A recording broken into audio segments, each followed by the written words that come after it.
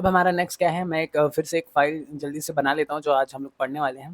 तो आज हम लोग जो पढ़ने वाले हैं वो है आपका कंटेनर डॉट एचटीएमएल। कुछ कंटेनर टैग्स के बारे में पढ़ेंगे, ठीक है। कि कंटेनर टैग क्या होता है। शायद मैंने फ़ाइल के नेम में कुछ गड़बड़ कर दिया, तो आई को हटाता हूँ, कंटेनर डॉट एचटीएमएल, ठीक है। अब मैं क्या करूँगा, जल्दी से एक्सप्लेनेशन मार्क करके हिट करूँगा, ये पूरा टेम्पलेट कोड आपके पास आ जाएगा, वो एमएट जो है आपके लिए लिख के आ जाएगा, ठीक है।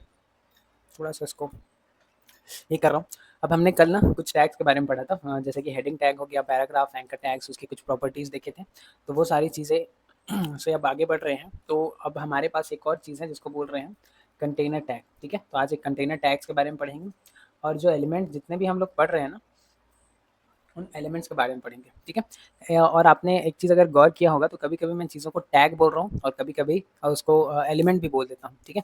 तो इन दोनों के बीच का डिफरेंस जानेंगे कि ये टैग क्या है और एलिमेंट्स क्या हैं। तो ये अगर इंटरव्यूज़ में अगर जाते हो जॉब प्लेसमेंट्स वगैरह के लिए तो बहुत ज़्यादा इंपॉर्टेंट क्वेश्चन है ये वाला चीज़, ठीक है। तो इसको हम लोग देखेंगे, टैग और एलिमेंट के बीच में डिफरेंस और कुछ कंटेनर टैग्स के बारे में। तो स्टार्ट करते हैं। अब देखो कंटेनर टैग क्या होता है, जैसे कि मैं यहाँ पे 2 कंटेनर टैग लिख रहा हूँ। एक होता है हमारा डिव, ठीक है। अब डिव का काम बस इतना सा है, ये एक कंटेनर टैग है। डिव का काम बस इतना सा है कि ये बाकी सारे एलिमेंट्स को ना कंटेन करता है अपने अंदर। फॉर एग्जांपल मेरे को यहाँ पे अगर एक h1 टैग देना है जिसका नाम मैं कुछ इस तरीके से रख रहा हूँ, हेडिंग टैग या हेडिंग कार्ड टाइटल, कार्ड नहीं कार्ड टाइटल, और यहाँ पे एक पैराग्राफ जिसमें कुछ अगर वर्ड जनरेट कराना है तो वो मैं बताया था कि लॉरम लिखना है आपको, और 12 वर्ड्स अगर जनरेट कराना है तो ये करा लूँगा, ठीक है। उसके बाद यहाँ पे नीचे पे आता हूँ बटन, और यहाँ पे लिखता हूँ क्लिक मी। अब इसको फटाफट से यहाँ से लाइव प्रीव्यू में ओपन करूँगा तो ये इस तरीके से आपको ओपन होके दिख जाएगा, ठीक है। तो यहाँ से अगर इसको ना मैं अभी क्लोज़ कर रहा हूँ, यहाँ पे आपको सेम फाइल नेम दिख रहा है तो कोई दिक्कत नहीं होगा। तो ये जो कंटेनर टैग है ना, ये हमारे पास यहाँ पे कुछ स्पेशल कुछ चीज़ें कर नहीं रहा है। ये कंटेनर टैग का बस काम इतना सा है कि बाकी सारे एलिमेंट्स को ना अपने अंदर होल्ड करके रखता है, ठीक है। चीज़ों को अरेंज करके रखा जाता है ताकि आपका कोड जो है वो बाद में मेसी ना हो जाए, क्योंकि आपके बहुत सारे ऐसे लाइन ऑफ कोड आप यहाँ पे लिखने वाले हो, ठीक है। तो ये जो कंटेनर टैग है ये इसी तरीके से वैल्यूज़ को या अलग-अलग एलिमेंट्स को कंटेन करने का काम करता है। तो एक और कंटेनर है, फॉर एग्ज़ाम्पल इसको बोलते हैं स्पैन, स्पैन टैग, ठीक है। स्पैन टैग भी एक तरीके का कंटेनर है जिसमें आप सेम चीज़ यहाँ पे भी कर सकते हो। तो मैं इसी चीज़ को कॉपी करके यहाँ पे पेस्ट कर दूँगा, ठीक है। हेडिंग कार्ड टाइटल इसको 2 कर देता हूँ, और क्लिक मी को क्लिक मी 2 कर देता हूँ, ठीक है। तो इस तरीके से 2 चीज़ आपको यहाँ पे देखने को मिल रहा है, ठीक है। अब आपको मैंने कल एक और चीज़ बताया था, जो कि मैं बोल रहा था एट्रीब्यूट होते हैं, एट्रीब्यूट्स होते हैं, इसको भी यहाँ पे कमेंट कर दूँगा। तो ये जो एट्रीब्यूट्स होते हैं ना, तो एट्रीब्यूट में आप लोग को कुछ डिफ़ॉल्ट एट्रीब्यूट बताया था। वैसे ही ना आप डिव के अंदर एक और डिफ़ॉल्ट एट्रीब्यूट ऐड कर सकते हो जो कि एक यूनिवर्सल एट्रीब्यूट है। आप किसी भी एलिमेंट को पकड़ो, वहाँ पे सेम एट्रीब्यूट असाइन कर सकते हो। अब उस एट्रीब्यूट का नाम है स्टाइल, ठीक है। स्टाइल जैसे ऐड करोगे, इसके अंदर मैं क्या करूँगा, एक एट्रीब्यूट जो लिखोगे ना आपको देना पड़ता है की वैल्यू, और वैल्यू क्या रहेगा, वो रहेगा सॉलिड, ठीक है। तो ये जो 3 लाइन का चीज़ लिखा हो ना, इसी को एट्रीब्यूट बोल रहा हूँ यहाँ पे। ये दरअसल आपके सीएसएस का एक छोटा-सा पार्ट है, छोटा सा ही ये रिप्रेजेंटेशन है। बाकी हम इसको और अच्छे से देखेंगे, ठीक है। तो आप किसी भी एलिमेंट को सेम लाइन ऑफ चीज़ लिख के दे सकते हो। फॉर एग्जांपल इसी को मैं यहाँ से कॉपी करूँगा और इस वाले स्पैन के अंदर भी दे सकता हूँ अगर चाहूँ तो। तो अभी मैं क्या करता हूँ, सिर्फ एक एलिमेंट को देता हूँ, और ये इतना सा क्या लिख के आ गया, अच्छा इधर पे है तो इसको मैं गलती से इधर पे पेस्ट हो गया तो इसको हटाता हूँ। तो ये जो हेडिंग कार्ड टाइटल है ना, उसके अंदर देखो आप बटन चीज़ों को, बटन पैराग्राफ और ये वाला जो हेडिंग टाइटल है, ये आपको इस तरीके से एक फ्रेम में दिख रहा है। इसको अगर ब्राउज़र पे भी देखोगे तो ये कुछ इस तरीके से दिखेगा, ठीक है। तो ये जो बॉर्डर है ना, जो मैंने यहाँ पे स्टाइल टैग की मदद से लगाया है, ये दरअसल एक फ्रेम जैसा काम करता है जिसके अंदर चीज़ें अरेंज्ड रहती है, ठीक है। ऑर्गेनाइज़ वे में इसको अगर रखना है तो इसी तरीके से कंटेनर टैग का यूज़ होता है। स्पैन भी एक तरीके का कंटेनर टैग है। तो ये 2-2 चीज़ें क्यों हैं? अगर डिव है तो डिव से ही काम ले सकता हूँ, तो ये स्पैन क्या है, ठीक है? तो देखो, दूसरा चीज़, कंटेनर टैग के अंदर ना कुछ एलिमेंट्स भी होते हैं, जैसे एलिमेंट बोल रहा हूँ तो ये भी बताऊँगा कि एलिमेंट क्या है। इन एलिमेंट्स के ना कुछ टाइप भी होते हैं।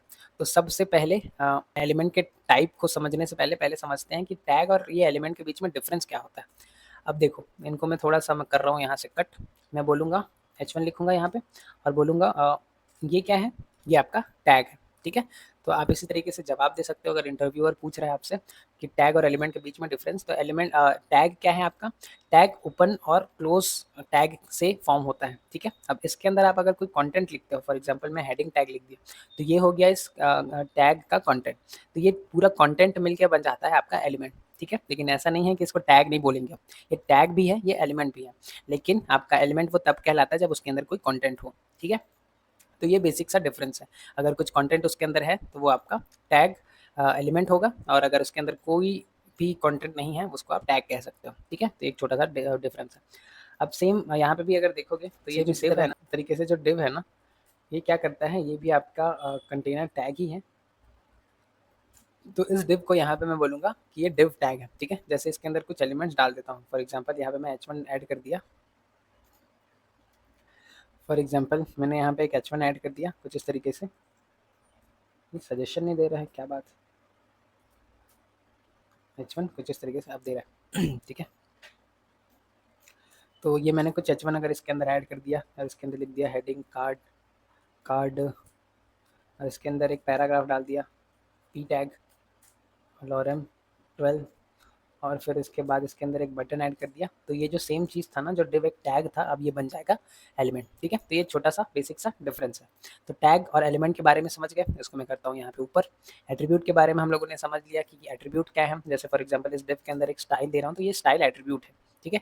कुछ स्पेशल फीचर उसके अंदर ऐड कर देता है। तो जैसे इसके अंदर करूँगा बॉर्डर और एक टाइप वैल्यू लिखूंगा सॉलिड, सेम इसी तरीके से ना मैं इसके अंदर एक और वैल्यू देख के दिखाता हूँ आपको, style is equals to double quote, आपको सिंटेक्स याद रखना है। अब इसके अंदर मैं कलर नाम का एक की दूंगा और इसकी वैल्यू रखूंगा कॉलन के बाद रेड। जैसे रेड करूंगा, जो हमारा डिव के अंदर जितने भी कंटेंट है ना, सबको ये सेम कलर असाइन हो जाता है। ये बिल्कुल ऐसा है कि ये डिव जो पेरेंट है ना, ये अपने चाइल्ड कंपोनेंट को इसी तरीके से कलर्स को बांट देता है, ठीक है। तो ये h1 को भी असाइन हो गया रेड कलर, आपके पैराग्राफ को हो गया, लेकिन ये बटन को नहीं हुआ, ठीक है। तो बटन कुछ एक उसका जो उनके पेरेंट है उसकी बात नहीं मानता, ठीक है। ऐसे समझ लो, बटन के लिए आपको अलग से बटन को टारगेट करके ये जो सेम प्रॉपर्टी है उसके अंदर ऐड करना पड़ेगा, तब ये जाके इसकी बात मानता है। तो वो बटन के अंदर जाओ, उसको स्टाइल नाम का एट्रीब्यूट दे दो, बोलो कलर को रेड कर दो, तो ये इस तरीके से अब रेड हो रहा है, ठीक है। आप चाहो तो इसको अलग से और कलर असाइन कर सकते हो। ये सारा चीज़ जो है वी एस कोड का ही फीचर है। आप वी एस कोड से ही ये कलर पैलेट, ये सारी चीज़ों की फंक्शनलिटी यूज़ कर सकते हो, और किसी उससे नहीं ठीक है, नोट पैड वगैरह पे ये नहीं कर सकते। तो ये एक बेनिफिट है वी एस कोड यूज़ करने का। तो आई होप ये समझ में आ गया होगा। आपने टैग और एलिमेंट के बीच में डिफरेंस जान लिया। ये इंटरव्यू में बहुत जगहों पे पूछा जाता है जैसे आप फ्रंट एंड के इंटरव्यूज अगर दिला रहे हो तो। फिर कंटेनर टैग क्या होता है, आप ब्लैंक कंटेनर टैग, ये दरअसल कोई स्पेसिफिक टैग नहीं है, लेकिन हम इसको कंटेनर टैग या कुछ होल्ड एलिमेंट्स को होल्ड करता है, इसलिए इसको कंटेनर टैग बोल देते हैं। ऐसा कोई इंडस्ट्री में कंटेनर टैग करके कोई टैग नहीं है, ठीक है। तो ये आप अपने समझ के हिसाब से इसको यूज़ करना। फिर आपका आता है एलिमेंट, ठीक है। एलिमेंट क्या है और टैग क्या है, इसके बीच में डिफरेंस बता चुका हूँ, ये पढ़ चुके। फिर आपका आता है एलिमेंट का टाइप, ठीक है। फिर लास्ट हमारा बच गया है एलिमेंट का टाइप। तो ये एलिमेंट का टाइप क्या है, एलिमेंट या टैग जो होते हैं ना, उनके भी कुछ टाइप होते हैं क्या, तो ये देख लेते हैं। जैसे जो डिव है, तो इसको मैं क्या करूँगा, डिव को हटाता हूँ, फिर से स्टार्टिंग से देखते हैं। तो हमारा जो h1 है ना, अब ये h1 है और इसके अंदर हेडिंग लिखा हूँ, ये अजीब से क्यों आ रहा है, हेडिंग हेडिंग 1 अब मुझे अगर इसको जानना है कि ये किस टाइप का एलिमेंट है, ठीक है। तो एलिमेंट का एलिमेंट यहाँ पे मैं टाइप भी नहीं लिखना भूल गया हूँ, एलिमेंट टाइप। तो एलिमेंट ना बेसिकली दो टाइप के होते हैं। पहला क्या है आपका, इसको बोला जाता है ब्लॉक एलिमेंट, और दूसरा जो चीज़ होता है उसको बोला जाता है इनलाइन एलिमेंट, ठीक है। तो साइड बाय साइड में लिख भी रहा हूँ ताकि आपको ये काम आए, ठीक है। तो ब्लॉक एलिमेंट किसको कहते हैं और इनलाइन एलिमेंट किसको कहते हैं, ये अगर आपको चेक करना है तो h1 के ओपन टैग के अंदर जाओ, इसके अंदर एक स्टाइल एट्रीब्यूट दो और इसको बोलो कि आप बॉर्डर ले लो सॉलिड कलर का या सॉलिड का, तो ये ब्लैक कलर का डिफॉल्ट बॉर्डर आपके लिए यहाँ पे असाइन कर देता है, ठीक है। जैसे इसको ओपन विद ब्राउजर करूंगा, तो ये हेडिंग टैग को अगर ध्यान से देखोगे ना, तो हेडिंग 1 यहीं तक लिखा है, लेकिन ये क्या कर रहा है, पूरा पूरा स्पेस कंज्यूम कर रहा है, ये विड्थ पूरा ले रहा है। इसी वजह से इसको बोला जाता है ब्लॉक एलिमेंट, ठीक है, एलिमेंट डबल ई, ठीक है। अब हम लोग देखेंगे कुछ इन लाइन एलिमेंट्स के टाइप। तो उसके लिए मैं क्या करता हूँ, एक इन लाइन एलिमेंट लगाता हूँ, जैसे कि फॉर एग्जांपल स्पैन जो टैग है आपका, स्पैन कंटेनर टैग, इसके अंदर लिख देता हूँ आई एम स्पैन टैग, ठीक है।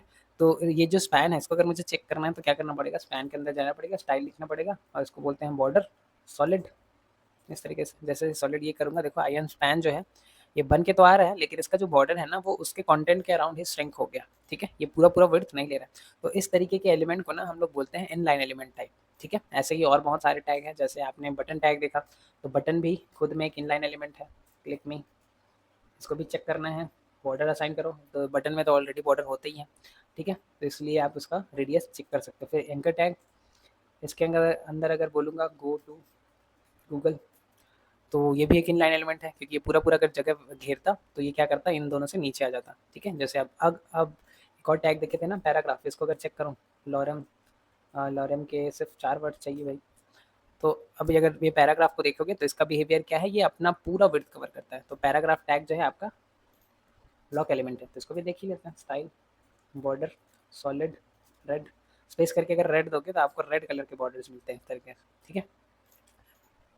तो ये हमने कुछ चीज़ों के बारे में आज भी समझ लिया कि टैग और एलिमेंट के बीच में डिफरेंस क्या होता है, एट्रीब्यूट्स क्या होते हैं, कंटेनर टैग क्या होता है, और एलिमेंट के टाइप भी समझ लिया, ठीक है। सिर्फ 2 टाइप के एलिमेंट्स होते हैं, इनलाइन या ब्लॉक।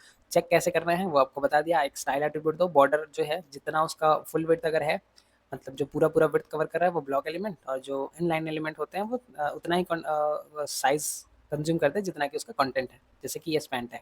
ठीक, आप इन चीज़ों को ना इसी तरीके से कैटेगराइज़ करते हो। ये दरअसल इंटरव्यूज़ वगैरह पे जैसे क्वेश्चन पूछा जाता है तब के केस में ये काम आता है। तो आज के लिए बस इतना ही, देखते हैं नेक्स्ट वीडियो पे।